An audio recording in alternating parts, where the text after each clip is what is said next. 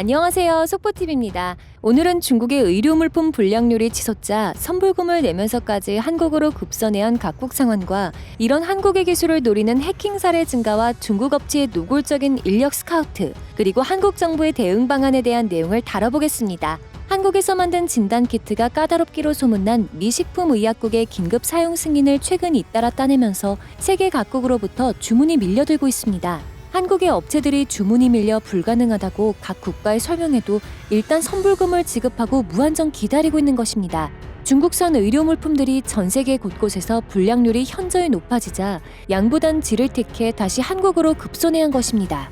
이렇듯 중국이 알아서 한국산 제품의 우수성을 전 세계에 홍보해주고 동시에 미국 FDA 승인을 받은 점 또한 한국산 키트의 장점이 더욱 부각된 상황입니다. 분자진단 기업인 오상헬스케어는 지난 18일 FDA로부터 진단키트에 대한 긴급 사용 승인을 받았고 시젠 역시 지난 21일 FDA 긴급 사용 승인을 받았습니다. 아시아권에서 복수의 업체가 진단키트로 FDA의 긴급 사용 승인을 받은 것은 한국이 유일합니다.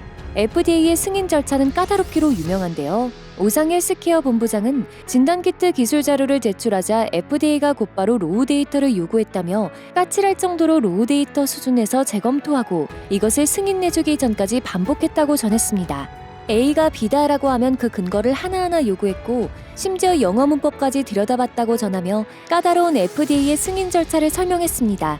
이에 FDA의 승인 과정을 통과한 만큼 한국산 진단키트의 품질은 전 세계적으로 인정받는 제품이 된 것입니다.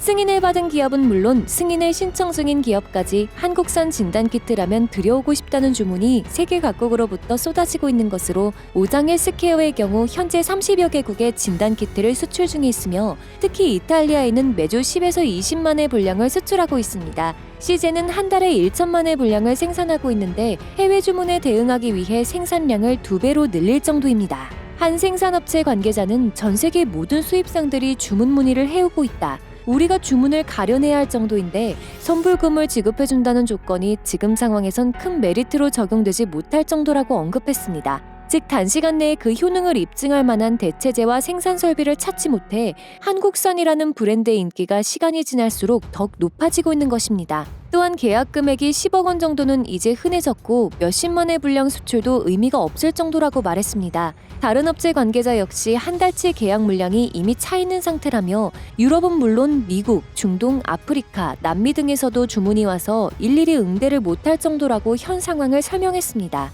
이처럼 진단키트 관련 국내 기술이 전 세계적으로 주목받자 이를 해외로 유출하려는 시도가 빈번해지고 있습니다. 해킹, 무역사기, 내부자 반출 등 각종 방식을 통한 실제 피해 사례도 보고되고 있어 기업들의 각별한 주의가 요구되고 있습니다. 한국산업기술보호협회 산하 기술지킴센터에 따르면 확산이 본격화되기 전인 지난해 12월 국내 생명공학 분야 기업 대상 사이버 해킹 시도는 9건에 그친 반면 지난달 53건을 기록하며 3개월 사이 6배가량 증가한 것으로 나타났습니다.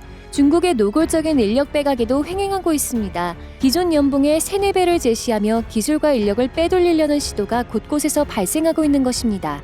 오랜 기간 노력과 비용을 투입해 얻은 기술이기 때문에 한 번의 유출로 기업, 국가에 돌이킬 수 없는 피해가 발생할 수 있고 특히 유출이 되고 나면 그 이후 전파되는 대상이나 범위는 기하급수적으로 늘어난다는 점에서 사후적인 차단과 원상 회복은 기대하기 어렵습니다.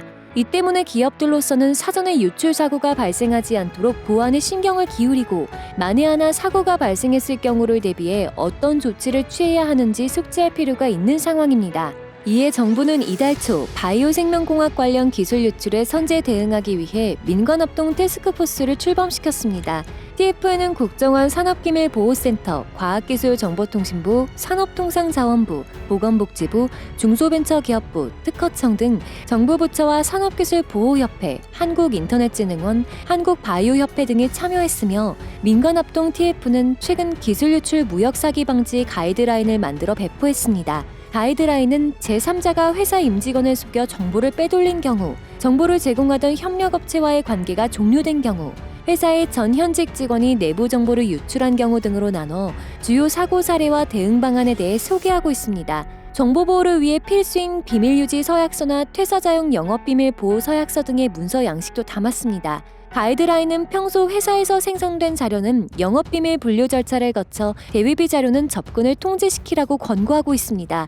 또 외부로부터 자료 제공을 요청받은 경우 휴대폰, 사무실 주소, 이메일 등을 통해 상대방의 신분을 확실히 하고 특히 민간 대행사를 통한 기술 유출이 빈번하게 발생하고 있어 각별히 유의하라고 강조했습니다. 이상 속보TV였습니다. 감사합니다. 구독과 좋아요 알람 설정은 저에게 큰 힘이 됩니다.